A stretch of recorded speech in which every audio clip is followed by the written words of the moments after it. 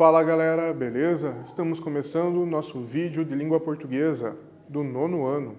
Seja bem-vinda, seja bem-vindo. O nosso conteúdo é leitura de artigo de opinião. Convido você a acompanhar os objetivos da aula.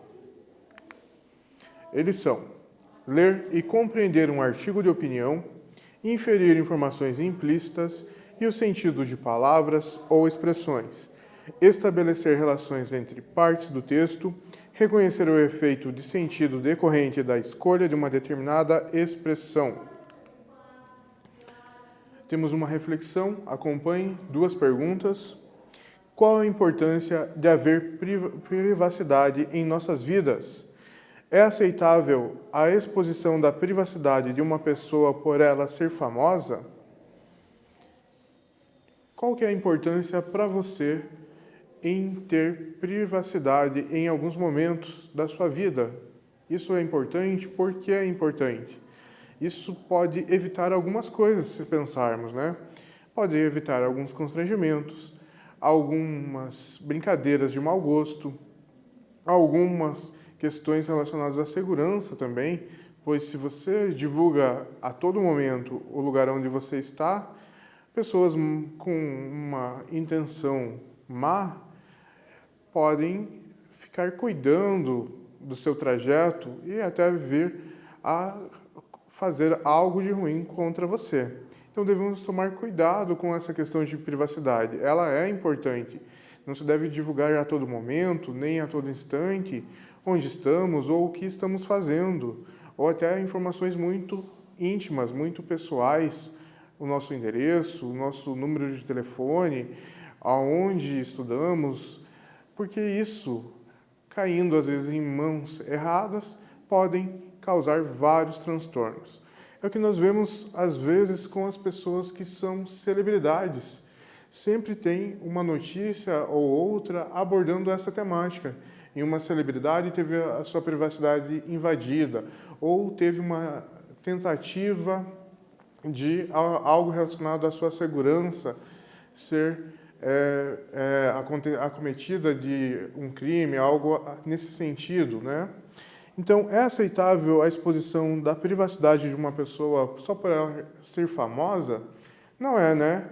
Então, mesmo ela sendo artista, mesmo ela tendo vários seguidores, sendo uma figura pública, ela precisa de alguns momentos de intimidade. Nem tudo que ela faz é público. O trabalho, a profissão, se ela é uma atriz, um ator, um cantor, uma cantora, um apresentador, uma apresentadora, é naquele momento em que ela está trabalhando, ela sim é uma figura pública. Quando ela está desempenhando uma entrevista, que ela está em uma ação, se promovendo ali ela como pessoa pública, aí sim, ela pode ser abordada, ela pode ser filmada, fotografada, mas em um momento de intimidade com a sua família, em um momento de passeio, de lazer, isso não é agradável, isso não pode ser aceitável em alguns momentos, pois ali não é a pessoa pública, e sim a pessoa privada, é a vida privada dela, a particular, né? Então não é aceitável. Pensando sobre isso, chegamos ao nosso artigo de opinião. Ele tem o título Celebridades Descelebradas. Falamos que essas duas palavras, né, juntas, celebridade é alguém que tem fama, normalmente alguém ilustre, que fez atos que são ilustres, mas descelebradas vem contra isso. Descelebradas têm a ideia de ser por acaso, ser sem intenção. A privacidade se tornou um mito, e já que é impossível retroceder, é preciso gerir essa nova imagem pública. Veja só, o subtítulo também já traz essa ideia de que não tem como alcançar a totalidade da privacidade do anonimato. Então, em alguns momentos, você precisa gerir, administrar a sua privacidade e a sua vida pública, porque isso é inevitável. Sempre tem alguém fotografando, filmando, e você muitas vezes nem percebe que a sua imagem foi registrada. Vamos à leitura do nosso artigo de opinião. Não é preciso habitar a casa do Big Brother para ter a vida privada transformada em entretenimento. Basta fazer o que não seria feito normalmente em público. As paredes não têm ouvidos, mas todo o resto parece ter. Já que é impossível retroceder, o que resta é administrar esse novo tipo de patrimônio público. Como todo patrimônio, ele precisa ser estável para se tornar uma referência e, nesse processo, acaba perdendo a espontaneidade, a mais humana de suas características.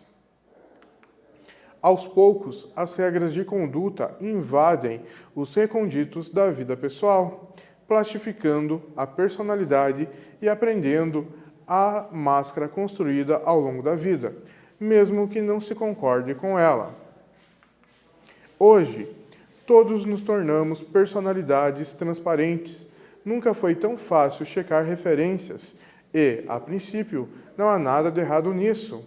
Uma das principais regras de sobrevivência social, pilar de sistemas tão diversos quanto a maçonaria ou o marketing, sempre foi desconfiar de estranhos. De perto, entretanto, ninguém é normal. Como diz a polícia dos Estados Unidos, você sempre tem o direito de permanecer calado. Tudo o que disser poderá ser usado contra você. As mídias sociais são, como o próprio nome dá a entender, uma forma de mídia.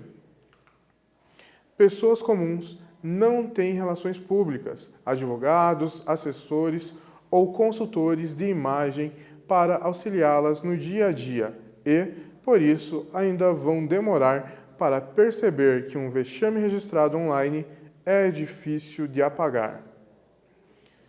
Finalizamos a leitura do nosso fragmento de artigo de opinião e podemos perceber o ponto de vista do articulista em relação às celebridades, às pessoas que se tornaram famosas, muitas vezes sem fazer nenhum feito, e ainda toda a argumentação que ele utiliza para sustentar esse ponto de vista. Agora, vamos pensar juntos sobre trechos desse fragmento. Sabendo que a expressão "as paredes não têm ouvido, mas todo o resto parece ter", presente no texto, faz uma alusão a esse ditado popular. O que ela significa nesse contexto? Vamos lá. Tem um dito popular, um ditado popular, em que as pessoas dizem, que as paredes têm ouvido, mas isso se faz presente de uma outra forma aqui no artigo, que o resto da casa tem. Se as paredes não têm ouvido, o resto tem. O que ele quer dizer com isso? Qual é a ideia do articulista? Que nós estamos cercados de câmeras e de pessoas. E a nossa imagem, as nossas ações podem ser captadas e podem ser divulgadas com intenção ou sem intenção. Pensando ainda juntos, temos esse trecho que ele estabelece algo sobre a nossa vida. Já que é impossível retroceder, o que resta é administrar esse novo tipo de patrimônio público. Quando ele usa a expressão, esse conceito que ele estabeleceu, patrimônio público, o que é o patrimônio público? Patrimônio público que deve ser gerido, administrado. É a vida pública, a vida privada, o que nós fazemos na nossa intimidade. Isso também merece atenção, merece uma administração. É o que ele defende através dos seus argumentos, que devemos ter cuidado com o que fazemos mesmo na intimidade. Vamos à primeira atividade, preste atenção. Em seu sentido mais usual, patrimônio público pode ser entendido como o conjunto de bens e direitos de valor econômico, artístico, estético, histórico ou turístico, que pertence ao povo, administrados pelas esferas do governo. Releia esse fragmento. Como todo patrimônio, ele precisa ser estável para se tornar uma referência. Porque a vida privada precisa ser estável para se tornar referência. Pense sobre isso e responda.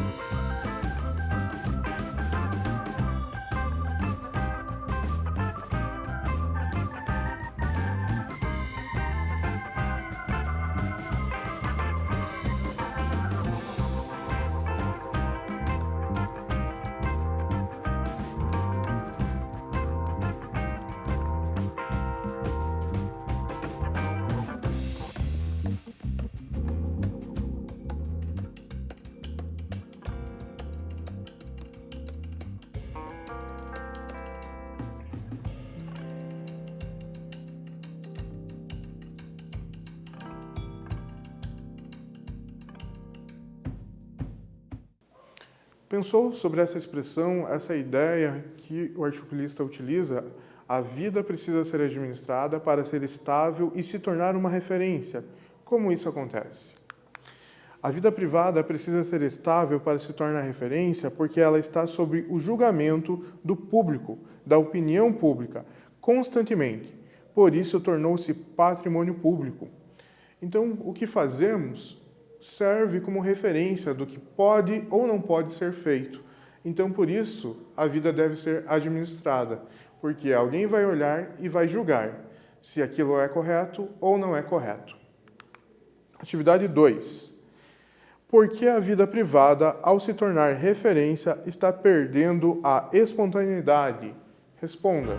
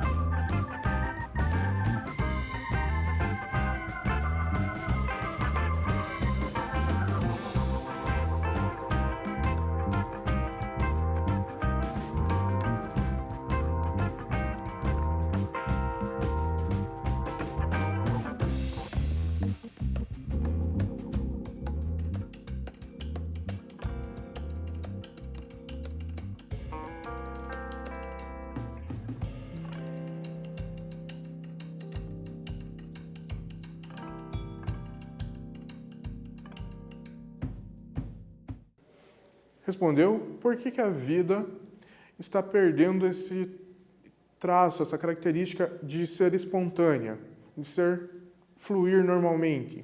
Vejamos, a espontaneidade está se perdendo, pois o comportamento e as ações das pessoas passam a ser planejados, de modo a evitar um constrangimento ou até mesmo ser aceito.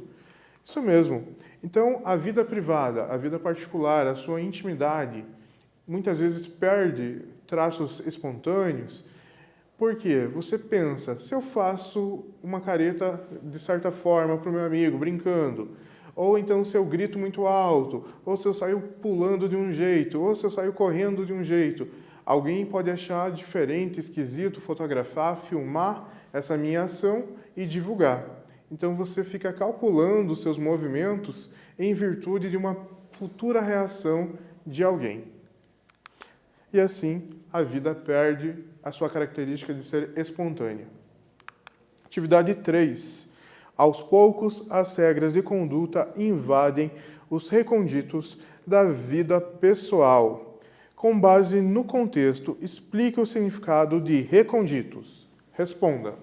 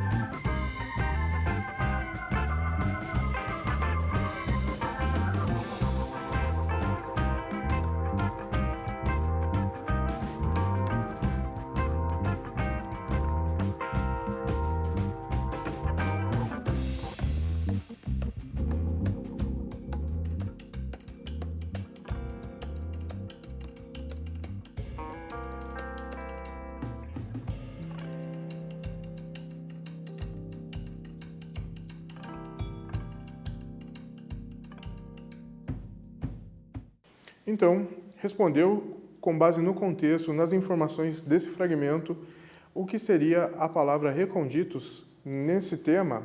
Vejamos.